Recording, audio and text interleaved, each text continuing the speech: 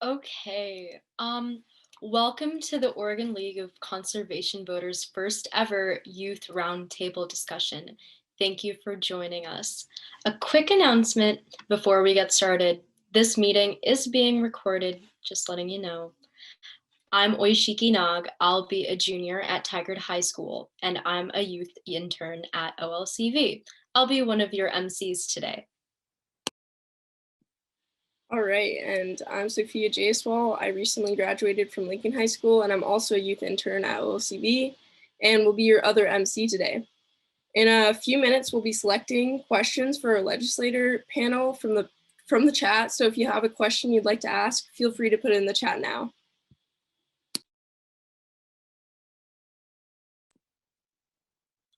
Okay, we'll give you guys a couple of seconds to put it in the chat.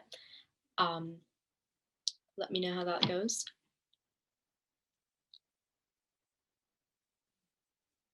Okay, now we'll have our panel guests introduce themselves in order of district number. Representative Ricky Ruiz couldn't join us today. He had some family obligations come up. We'll start with Representative Campos. Take it away. Hello, good evening. My name is Winsbe Campos. I am the representative for House District 28, which is the Aloha Beaverton area. I use she, her pronouns, and I am super excited to be with you all this evening. As the youngest ever woman elected to the Oregon House of Representatives, youth engagement is something that is absolutely incredibly important to me. So thank you so much for the invite and for holding this event this evening. We as young people know perhaps better than anyone else that we can't afford to wait any longer to take action to address climate change, which is why it makes me so happy to see how many young folks are here tonight to invest in fighting climate change together. So thank you to the Oregon League of Conservation Voters and to all of you for having me tonight. I'm really looking forward to hearing from you all, and I'm seeing that there are fun facts on this screen, including that my favorite flavor of ice cream is mint chocolate chip.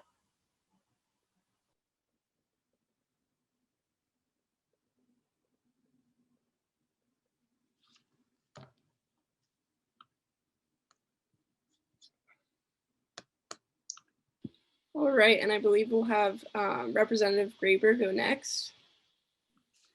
Hi, thank you so much. My name is Dacia Graber, and I am the representative for House District 35, which is Tigard and Southwest Portland. Oh, I see my fun facts too. That's funny, I read a lot. I am logging in today from work. So when I am not in legislative session, I am a firefighter and paramedic. And I left the legislature, jumped from the frying pan into the fire, so to speak, and have been on this roll of 48-hour on, 24-hour off shifts. So I have a lot to say right now about climate change and climate emergencies and fires. But I'm thrilled to be here, and I will pass it on and then we can circle back. I do want to just let folks know, you may hear, if you hear strange noises in the background, we have to have our dispatch on, and if I suddenly disappear, I went on a call. So thanks again for having me here.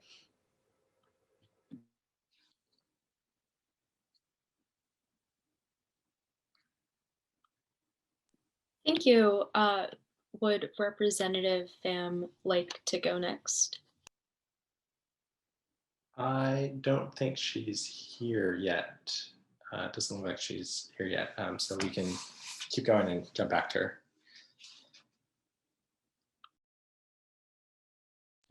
All right, Representative Valderrama, it's all yours. Sure. Good evening, everyone. My name is Andrea Valderrama, she, her, ella pronouns. I was actually just on a call with Representative Pham, so she might just be wrapping things up there. Valderrama with 2 R's, but my district is in outer East Portland. And I would also like to share that it sits on the traditional lands of the Multnomah, Cathlamet, Clackamas, Bands of Chinook, and many other tribes who made their home along the Columbia and the Willamette rivers.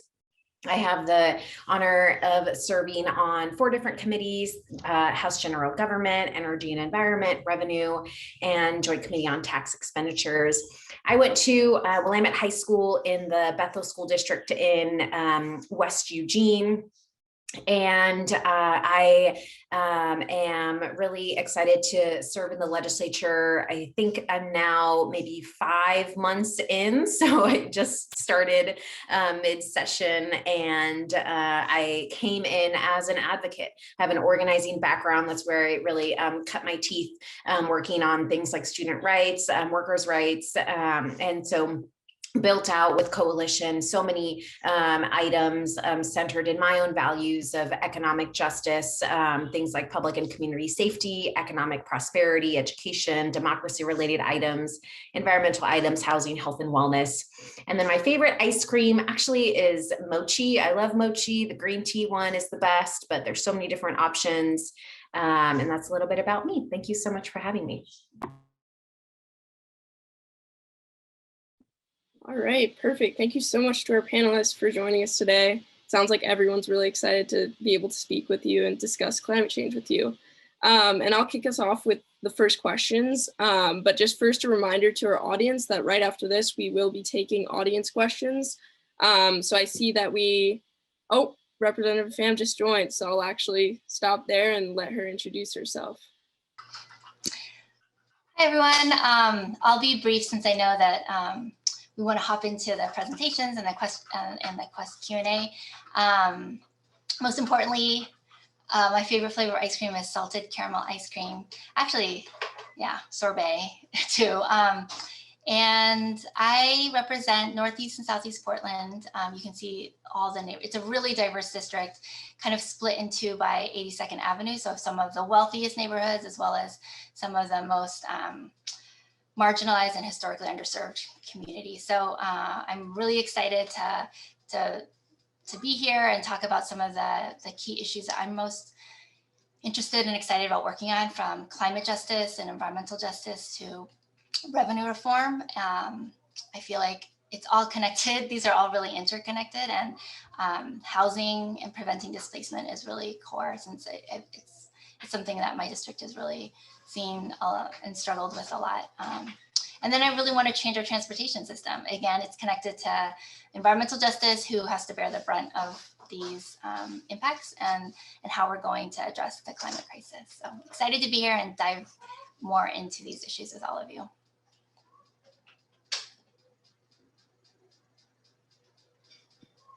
All right, perfect. Thank you so much. And as I was saying before, just keep putting your questions in the chat. We'll get to those later. I see we've already gotten some great ones. So this first question is for all the panelists, and we'll start with Representative Valderrama and then work our way back towards Representative Campos. So how did you get into politics, and how did you decide it was time to run for office? Yeah, that's a great question. Thank you. So I started as an organizer. My roots are in South America. I'm a Peruvian American first gen. And so I heard stories growing up of my family of the sacrifices. They were actually labor organizers back in Peru, of them coming to the States really in the middle of a lot of turmoil in Latin America. And it always felt very humbling to have the privileges that I have here in the States, and also simultaneously felt very frustrated by these privileges that I was told in theory had, but knew that my family and I didn't actually have in real life, right? And so my family came as day laborers, and lots of economic injustices that we faced as a single parent household. And so always really had a natural call to organizing, and started as a student organizer, working on things like immigrant rights, student rights, tuition equity, and then in that advocacy, then started working with governments a little bit more. Early on in my career, I served as a staffer to many electeds. And then, I came in on as an appointment in this representative role, but I still currently serve as a school board member. And I decided to run for a school board member shortly after I became a mom. It was just so important to me to have representation. David Douglas School District is majority students of color, but I was the first and at that time the only person of color on the board. So it was really important to me that we had representation. And then for the appointment process, it was just something that in the middle of COVID, in the middle of economic uncertainty, my community said, you know, we need someone who can hit the ground running. We need someone who has the experience and lived experience to be able to represent us. And so those are values that I really cherish in terms of civic engagement, building up our community voices and making sure that we don't just have a seat at the table, but that we're building our power and using that power effectively in these spaces. So yeah.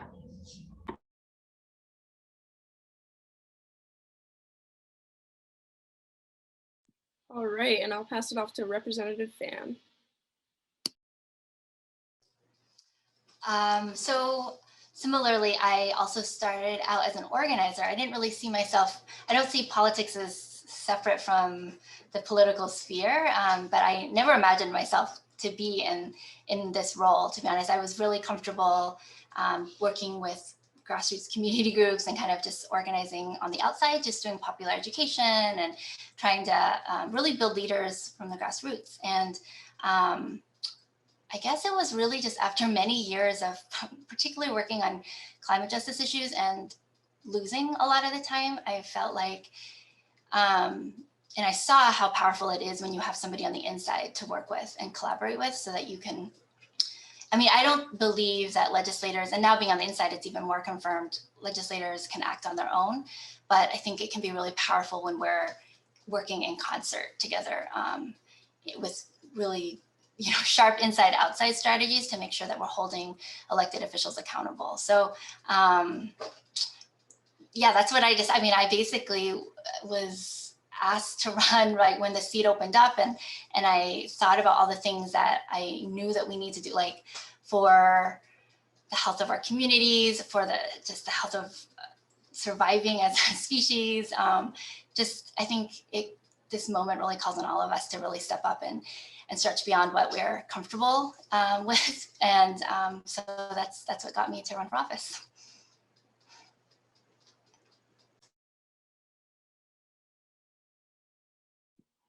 Right, awesome. Representative Graber, yep, I see you unmuting. You're out.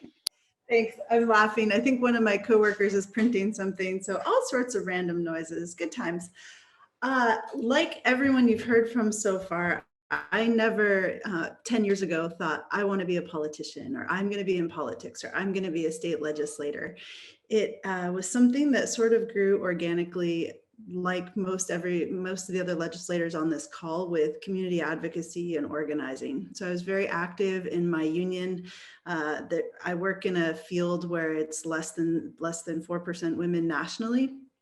And so I organized a lot in labor around equity and inclusion issues. So I was in the state legislature, oftentimes testifying for that. I was showing up to testify about gun violence in my job. I've seen the ravages of climate change, of non-universal health care, of folks that don't have access to things that keep us safe. So it just, you know, when I moved to Oregon, people were like, if you have an issue, contact your legislator. And my legislator was Representative Margaret Doherty. And I think she got pretty sick of me emailing her and showing up in Salem, but apparently I wore her down, because when she decided to retire, she said, hey, the longer story is she came out to something we do called Portland Metro Fire Camp, which is for women and folks who identify as non-binary as well, ages 16 to 20. And she was like, this is really great. You seem like you have a lot of energy. Do you want to run for office in my position? And I laughed. I was like, what? No, I'm a firefighter. I'm a middle school track coach. This isn't me. And I went home and I talked it over with my family, and I got to thinking, well, why isn't it me? Why aren't there folks like me? Why isn't there, you know, why? And so I put myself out there, and here I am today, and I couldn't be more happy. So just taking that first step. I also just want to take a quick second and acknowledge Aishiki, who's our newest member of the Tigard Youth City Council. That's where it all starts. I was a youth advocate and activist as well. And now I'm zooming in from work to this. So thank you so much for that. And I'm glad that folks are here today, because I look forward to asking you questions when you sit in these legislative seats.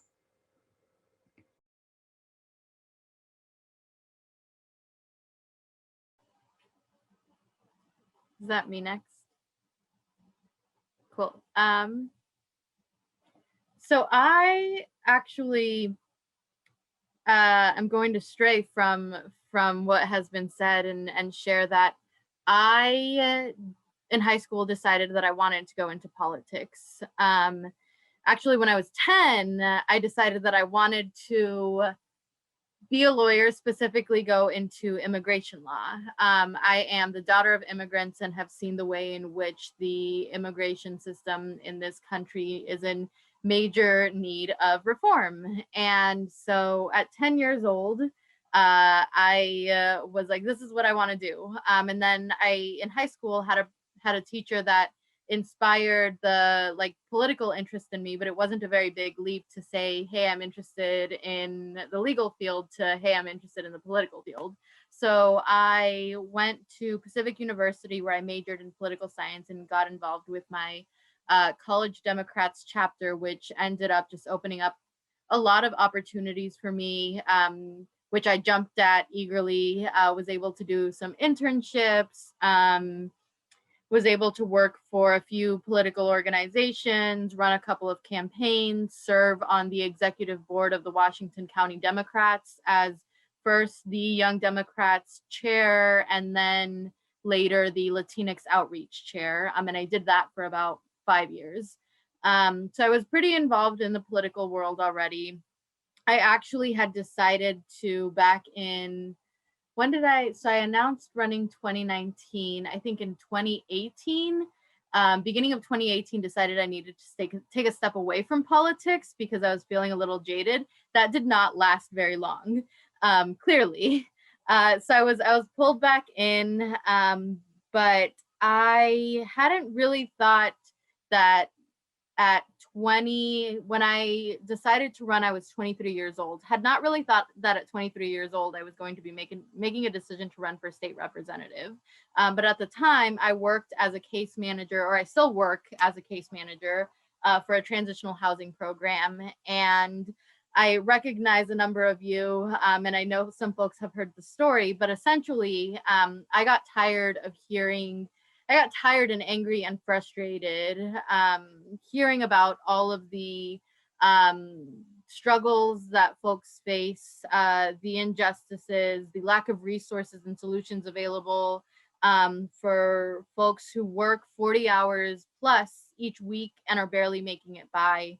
There was one day specifically where I started the day out on the phone with somebody who by the end of the phone call knew that they were going to be sleeping outside. I ended that day with a mom breaking down in tears, asking me how she was supposed to put a roof over her children's heads when she works 40 hours a week, but only makes minimum wage. And she laid out what those numbers meant for her. For her, that meant she was about $300 short of what she needed to survive and sustain her household every month. And so I thought to myself, what we need is change at a policy level. We need people that are on the front lines of the most pressing issues that we're facing, but we also need people that have diverse lived experiences like those that I bring as somebody who grew up in a low-income household, who lived in a motel room for several years, who had to go to the food bank, the low-income community dinners, and who really early on, because for a few years I was a translator for my dad when we moved from LA to Southern Oregon, where people didn't speak as much Spanish, and really saw the racism firsthand and the way in which these systems that exist are not meant to benefit families like myself. And so here I am now, having just finished my first term as a legislator.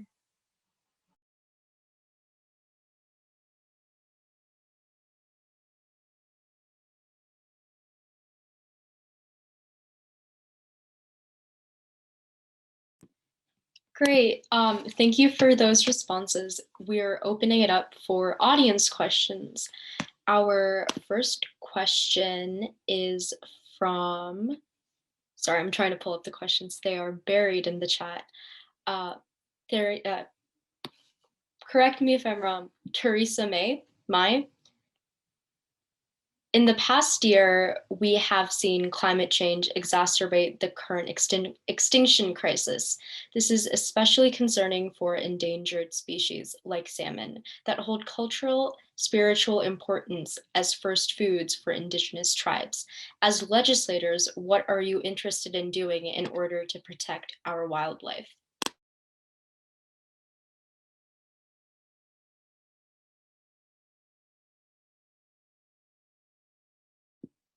And if all of the representatives want to go in the order that they spoke, that's okay.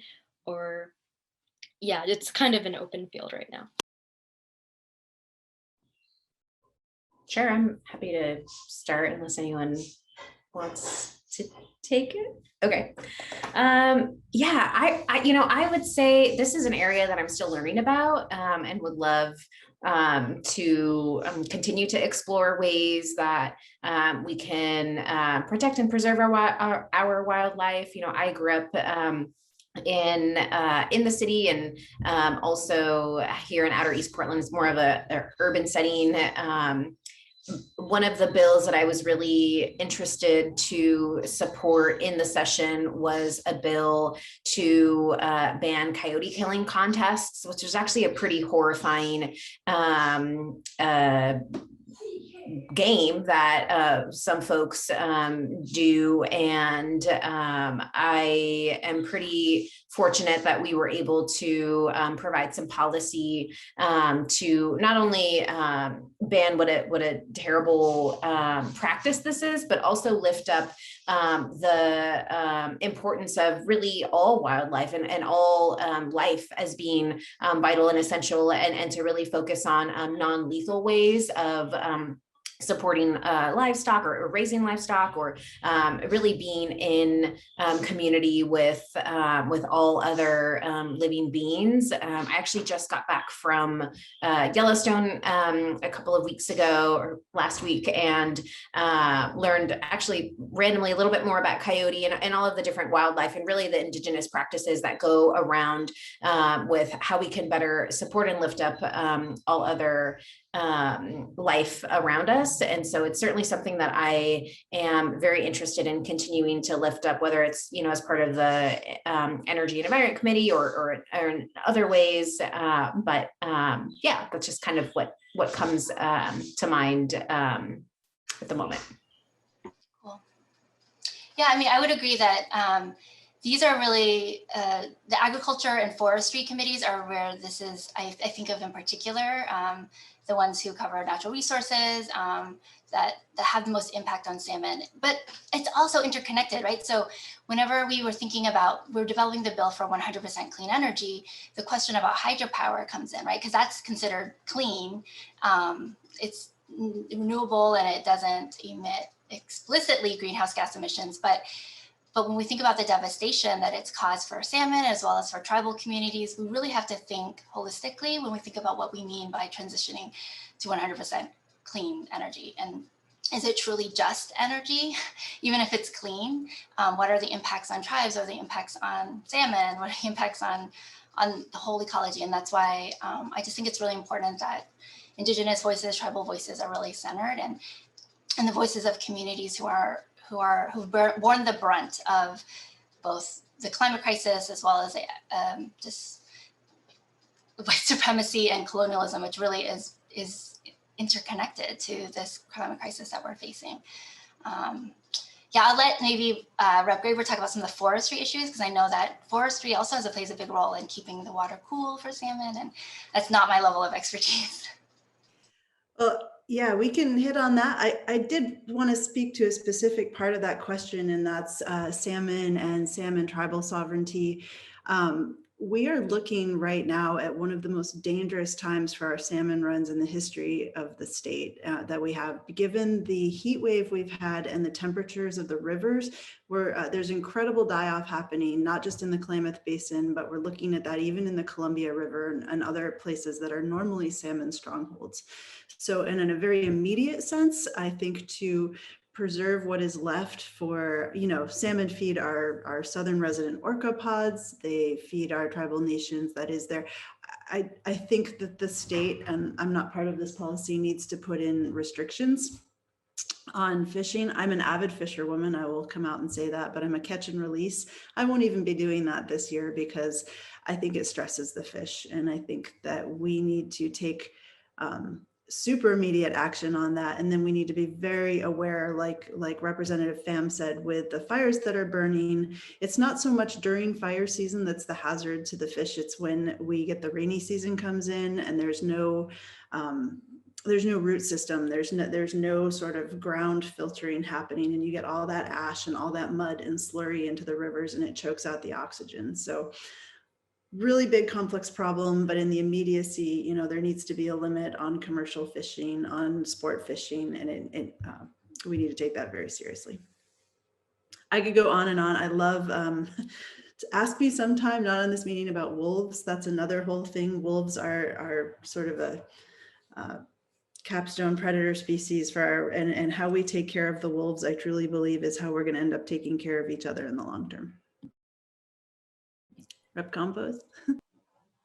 Yeah, so my colleagues have shared a lot of what are my sentiments as well. I suppose I would just add, I would add a couple of things. I would add that, or echo what Rep. Pham noted of making sure that we're centering Indigenous voices in these conversations. One of the really interesting things, so Rep. Pham and I actually both sit on the redistricting committee. So we're talking about how, like, historically, Indigenous voices have been left out of so many different conversations, policy conversations that directly impact them and their communities, right? And so this is one of those spaces too where we're like, okay, like how are we making sure that we are being inclusive, that we are meeting people where they're at, not just saying, hey, come here and engage, but like, how are we doing that outreach so that people can engage?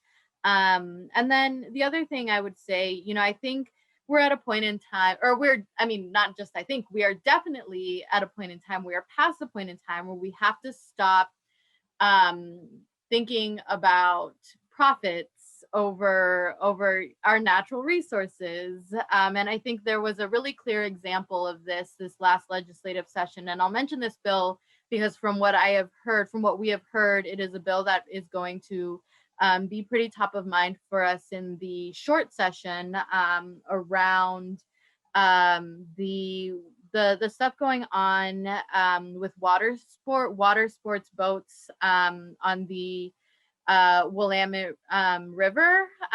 We know that water sports boats and the wake that they create can be dangerous to river users, that it can cause extreme erosion on the shoreline, and that this eroding shoreline that we're already seeing is resulting in silt buildup along the bank. It's changing the natural environment surrounding the river. It's these sorts of things, and yet the bill was killed because it was real interesting to just see the way in which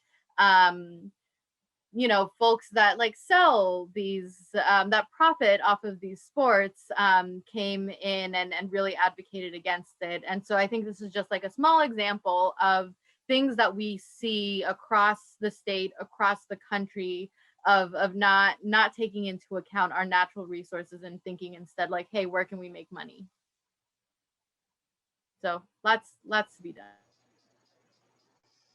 I could also take, I also just wanted to add the part, what I really heard was the existential crisis part. And I'll use this opportunity to answer someone's question about the Overton window and running for office and viable candidates, because I think I really appreciate, I was really looking forward to coming today because I feel like youth have transformed the climate the climate debate. And I really want to urge you to continue to push and like just be bold and come up with the boldest demands as you see are necessary, because salmon, it just doesn't just, we are all interconnected.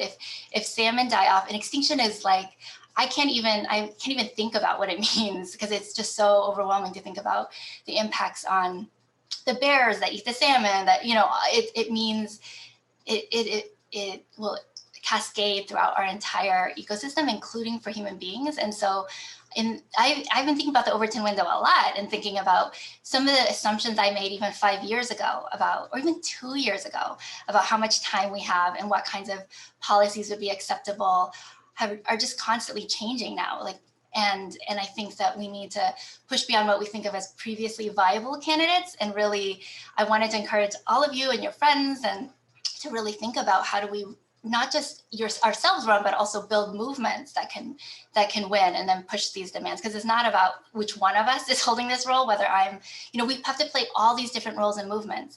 A lot of times people will like lift up the leader as like the one who made the change. And that's just not true. Having been a community organizer, I can tell you 100% clean was not done by the legislators. It was done by community groups, grassroots groups who are on the front lines, who've been talking about what is the Oregon that we need to build, like desperately. And so I guess I would just encourage us to think about all the roles, whether you're like a storyteller that can change narratives, or whether you're a cultural worker who, like, you know, does music, or there's so many different roles to play. But I just really appreciate that the question that I think more and more youth bring is like, this is our existential crisis. This is the earth that we're inheriting, the world that we're inheriting, and the government better needs to transform our economy if we want to survive. So I just wanted to answer both the salmon question as well as that question about viability and political viability, because that's been used so much too. I don't know if any of my other colleagues want to talk about that, but I feel like political viability is something that we've all confronted in different ways.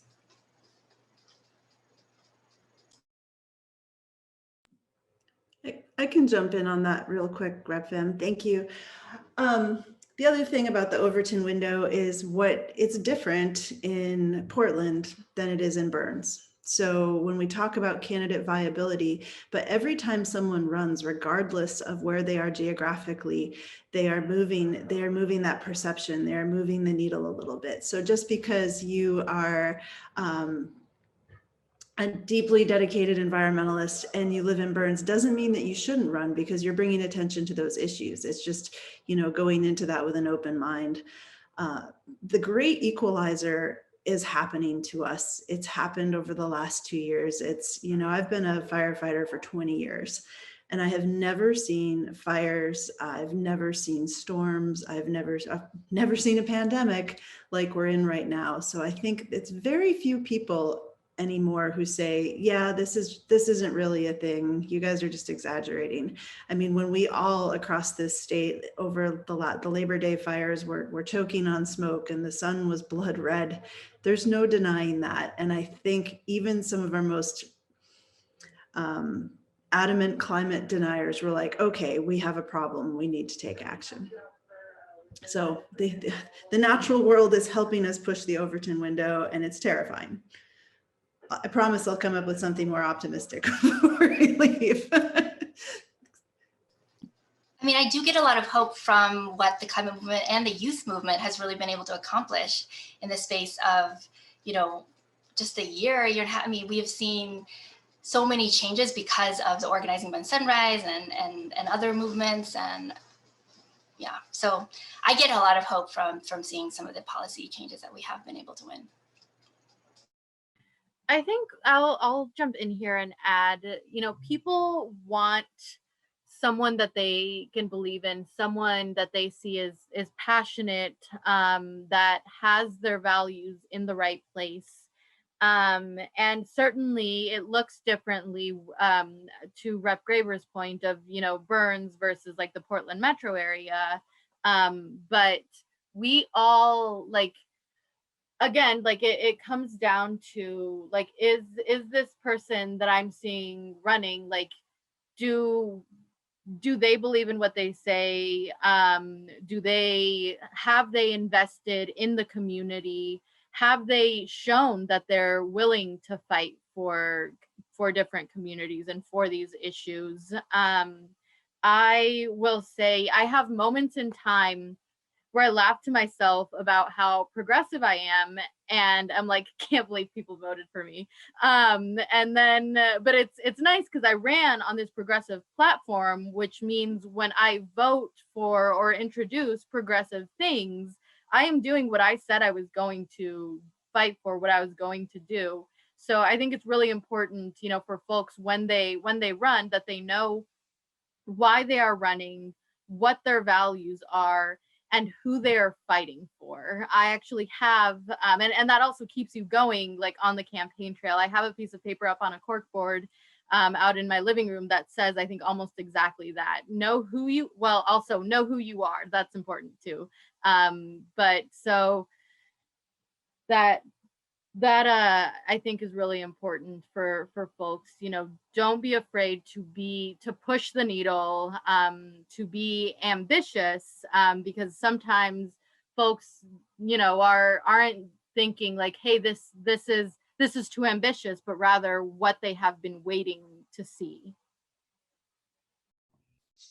Yeah, I think all of my colleagues said a lot really beautifully. I think the only additions that I'll add is, you know, I just want to reiterate, I tried my best to lift up the people's agenda and be unapologetic in my advocacy, because there is this sense of urgency. There is this tiredness and exhaustion that's coming of and by my community, that I feel a sense of responsibility to continue to lift up to others in the building who don't have that experience, who don't have the same community members in their districts, who maybe intentionally haven't wanted to hear from someone who looks like me or speaks like me or has the district that I do. So I think that this past year for me has just been a really incredible moment to really bear witness to the incredible organizing and what has traditionally been radical front and center, and actually move forward in a way that I didn't even think in my lifetime was possible, right? We've been talking about defunding the police as an example locally, and that happened. We were talking about ending our carceral system, and we were making a lot of progress there. We were talking about really providing resources specifically to Black individuals or the Oregon Worker Relief Fund, and that happened. I think that this has been a moment where this Overton window it doesn't make sense anymore, right? Because one, we're here, but also the organizing met in this really incredible moment of leadership that was able to carry the baton. And so I'm just really grateful to have bared witness and to have moved agendas that our ancestors only dreamed that we would, right? That we have been fighting for a long time, that these aren't new ideas. They're things that we always knew were the solutions, but that we're finally able to somehow navigate this mainstream institutionalized white supremacy, so that we could actually crack the code, right, and make space for us. And so yeah, I'm just really humbled to be part of that, and to see all of the coalition work that's been happening and continues to happen, particularly around youth, particularly around BIPOC youth, and particularly around women. Great, thank you so much for all those incredible answers. I was really stunned away by all of them, and I think I can speak for the whole group. And we have a lot of more audience questions which we unfortunately do not have time for, but I think that just proves that we need more youth roundtables, and this will not be our only one. So I'm going to move to a question that will for all panelists again, and then if the representatives saw questions in the chat that you can kind of touch on in your answers, you're welcome to do that. Just so we have time also, because we're going to switch the tables later where we'll have the representatives hear from the youth, and we want to have time for that. So my question for all of you is, now that 100% clean energy for all has passed, where do we go from here? What specific policies will you advocate for as our next steps to mitigate the effects of climate change and reduce our emissions? And then we'll go for order, Representative Valderrama, Representative Campos, and Representative Graber. Great. Yes, there's so much we have to do. This is just one sector of our economy, and we have to be thinking about all the different sectors that where we have greenhouse gas emissions. So I am particularly thinking about transportation, which makes up 40% or so. There's different calculations, but a huge, like the largest percentage of emissions by far. And we have a state transportation system that includes a constitutional restriction called the Highway Trust Fund that requires us to take every dollar of gas tax revenue and put it right back into our highways and roads and bridges, and we can't use it for bike infrastructure or for transit and buses and light rail. So that has to change, and I think there's so many things in our transportation that we need to change to reorient our economies towards walkable, livable communities where people can get around by bike and by bus. And that we're actually subsidizing. I will answer that question from Talik about how can we make climate change alternatives more affordable for the average Oregonian. And I think we need to center equity as we think about these transformations, because we can't choose these solutions that then make poor people pay the most. So I think it was really important to me that we paired our 100% clean bill with energy affordability, which allows the PUC to put low discount rates for low income households when it comes to paying for their energy. So even as we're transitioning and moving to more renewable energy, we're making sure that if anything happens where people can't afford to pay, they have, there's set asides in place to protect the most vulnerable. I guess I'll just start with that. I mean, every single sector, from the building sector to agriculture, forestry, housing, transportation, those are all sectors that we need to take on. And I'm looking forward to continuing the conversation with OLCV and Sunrise and other groups about how do we tackle these specific sectors with the most aggressive and bold policies that we can envision, while also protecting the most vulnerable Oregonians.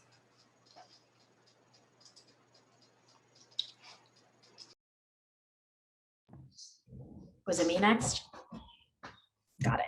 Yeah, this is a great question. I think we're in a moment where we have an obligation to continue to have climate change and climate related issues front and center on our agendas. And so that's something that I am continually trying to do as we prepare for the upcoming sessions, whether it's really looking at how heat has impacted our communities, or at least in my district in Outer East Portland, but also the broad range of climate disasters. I think it's hard to believe, but just about a year ago, we had a winter storm, right? And so really looking at the range of financial and just community needs that our communities are facing, so that we can best prepare and support communities is something that I'm going to be monitoring. And then, as a member of the revenue committee, I'm also looking at accountability for lots of organizations and companies that just aren't paying their fair share, or aren't really providing effective services for these items or for these issues and for our communities. And so I think of areas that may be more controversial, right, in terms of tax reform, and really looking at things like the harvest tax or OFRI, right, the Oregon Forest industry, and really making sure that we have good voices at the table to hold that accountability, and to make sure that we have some reform there for more equitable resource distribution. And then the last thing that I'll say here, and just repeat really briefly, is that a lot of these issues have been things that Indigenous communities, that our youth have been lifting up for quite some time. So these are just issues that I can speak to for my community, but I've also been trying to do my due diligence and going back into all of that generational wisdom of our Indigenous communities, so that we can keep their voices front and center on what they think makes the most sense, what is the most urgent, what is my role as a legislator in making sure that we're meeting all of their needs. And then, I think I'll stop there. So HB 2021, we were all quite excited that that passed, does, you know, big things, including in investing millions of dollars in local jobs and clean energy for rural, coastal, low-income, and BIPOC communities.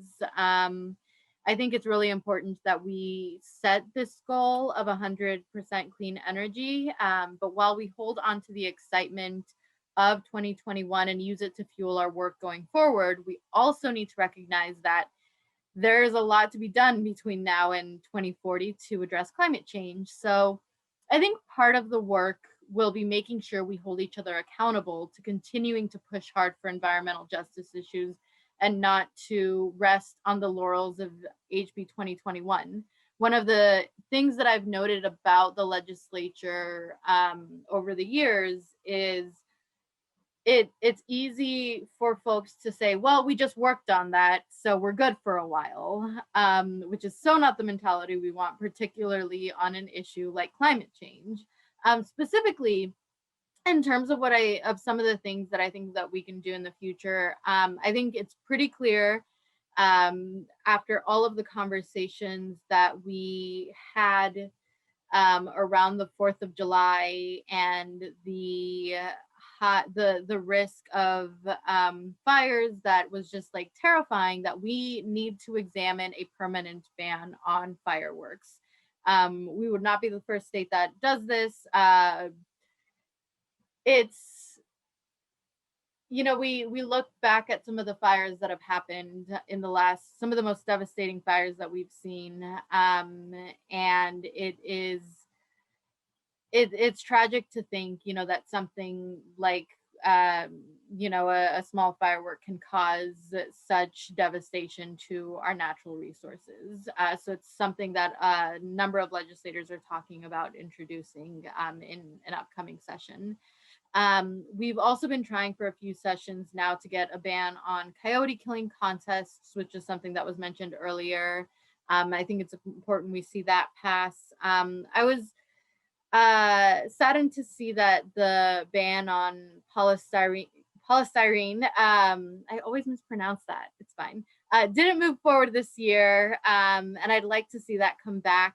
And I will echo Rep. Pham's comments on transportation. I actually ended up, there was a transportation omnibus bill that we saw this session that I ended up voting against because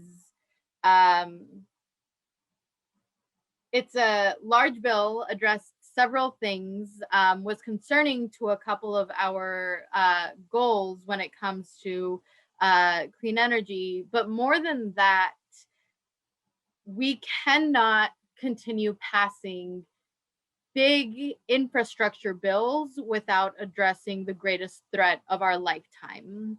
And so that was my vote in saying, like, this is not enough. Like, why are we not addressing climate change in this infrastructure bill? As somebody who represents the Aloha area, transportation is something that is really important to not only I know myself, but the community that I serve. It was one of the things that I talked to a lot of people about. We need bike lanes. We need to invest in public transportation. It is so critical, and we have to stop, you know, saying that creating more lanes is going to fix things. We need to make sure that we are incentivizing folks to live clean energy lives. That sounded so not the way I wanted it to come out, but that's the way it did. So those are all of my thoughts as of this moment. Well, I'm going to tie mine, and I'll be brief because I really want to hear from all of you, but into the question that somebody brought up about mental health and climate doomism and how we transform all the energy that got us to the passage of House Bill 2001 and how we build on that. Oh, and I'm getting a call. I'm so sorry. To be continued later. Thanks, everyone. See ya. All right. Well, thank you to all of you. And Representative Graber will go do some great work, I'm sure. And now I mentioned how we're gonna have you guys, all the representatives, ask questions for our youth. So we'll start out with Representative Valderrama, if you'd like to ask a question to our youth, and then any of our participants today can unmute themselves. Sure, yeah. Before I do, I'll just quickly share some thoughts on that mental health question, because I do think it's pretty important. I know, just to be really honest, we've all been experiencing so many different simultaneous tragedies and emergencies. And I know I've personally been impacted in my family and in my own mental health. And so I do try as much as I can to meditate pretty regularly is something that has been helpful for me in my own PTSD and just coming back down, calming my own triggers. I do also try to be outside when it's reasonable or feasible with my daughter. And then I also have regular check-ins with my therapist. That's always been really important to me, to have that space to debrief and decompress. And then the last thing that I'll say is really just my community, right? My family, having that space just to talk about things that aren't related to all of the simultaneous emergencies that we're, needing to solve right now, but just, checking in with family and celebrating a birthday, even though it's on Zoom, or, just talking about other things that are happening in other people's lives really give me joy and fill my cup back up in terms of all of that. So I guess, for me, I would be really interested, one of the things that I remember as a student activist was how challenging even the organizing spaces felt, still feeling like it was still very mainstream, or that folks didn't necessarily understand my community or my language. And so I would be really interested to see how that plays out in this space, or how youth continue to lift up Black, Indigenous women of color, people of color, racial justice values in this work, because I know when we're operating within a mainstream culture, that can be really challenging. And so just curious about that, particularly as it relates to, I would say, digital organizing, right? And trying to bridge that narrative, which I think right now in COVID has been really important.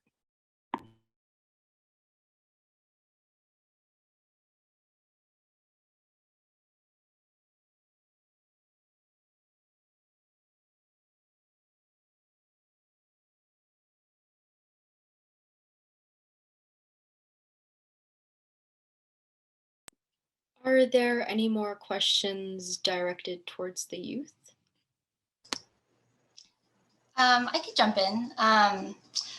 Well, I've been thinking about the different roles that we have to play in movements.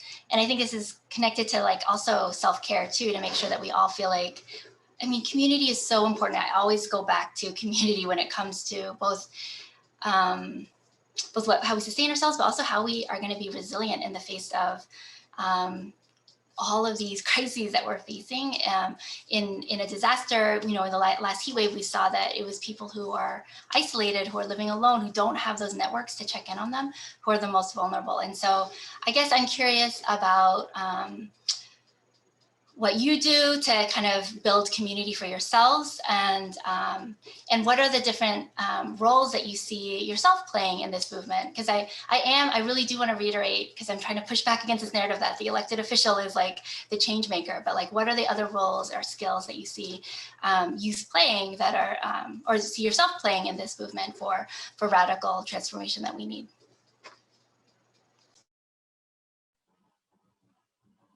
I will ask, right, because we're throwing all the questions out there first. So something that I find incredibly inspiring about young folks today, especially our younger activists, is that they manage to remain hopeful while engaging in this important work. So I'd be interested to hear from you all what makes you feel hopeful in this work, and how we can work to better engage with these things that make folks feel hopeful in this movement.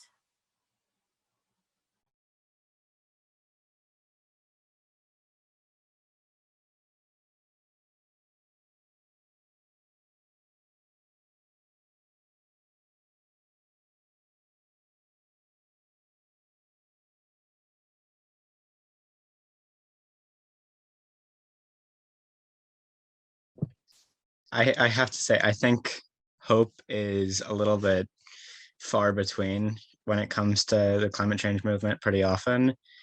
And so part of what gets me hopeful is seeing the change that is inspired by real life events, like, for example, HB 2021, but also just the fact that people care enough to not only fight for it, but millions of people care enough to fight for it. And we're seeing that around the country today. So I think it's important to notice that there is change happening, even though it is slow.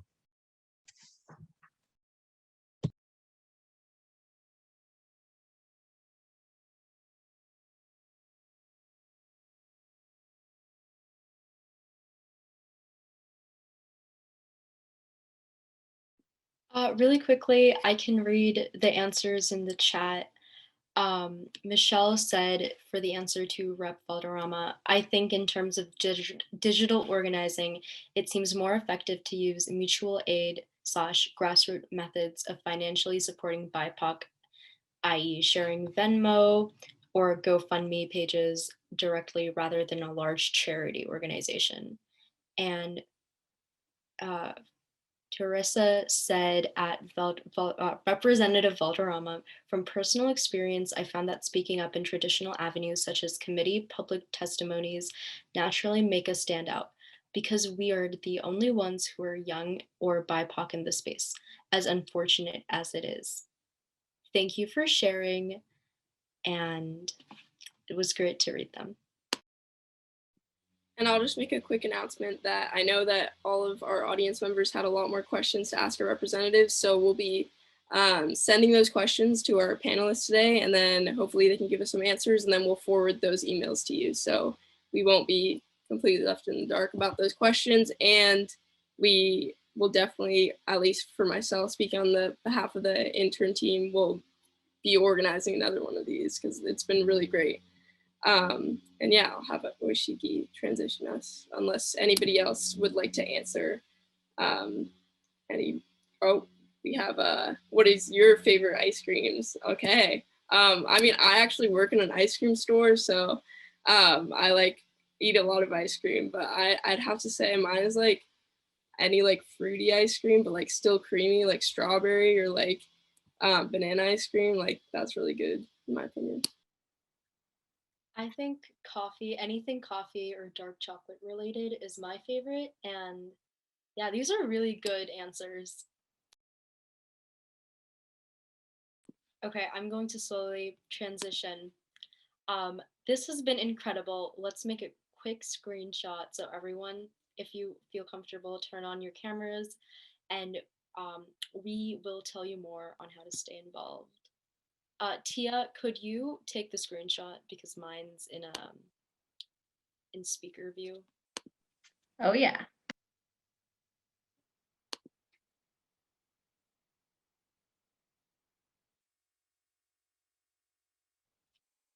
Okay, cool. I'm so inspired by my generation and I want to make sure we continue to keep it up and make our voices heard. So I want to ask everyone here to take the next step and sign up to be a youth volunteer with OLCV. I'll put the link in the chat.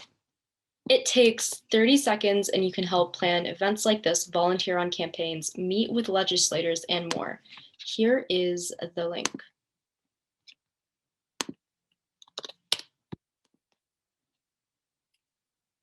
Yeah, and I can say on my part, it's been really fun being an intern, so I highly recommend if you have the time and are looking to get more involved and taking action, definitely that is a great avenue.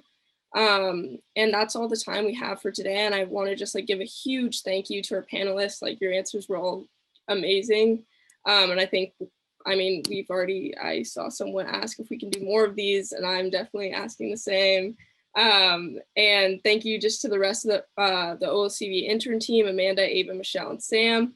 And thank you also to the OLCV organizing team, Tia, Brittany, and Adam for all their support. And then we'll see you all next time. And thank you again. Before you guys leave, OLCV is running a photo contest, which you can check out at this link.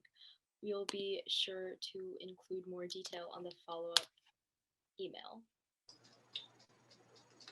Thank you all so much. It was great to be here with all of you. Thank you. Take care. Bye, everyone. Thanks, Thanks, everyone.